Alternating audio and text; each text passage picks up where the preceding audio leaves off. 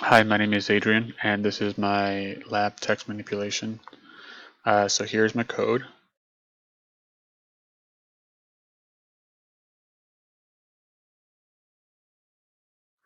And once I run it, I'll put in the required text. So the first one I put Mesa Verde. The second one, Black Canyon of the Gunnison. Then Denali. Then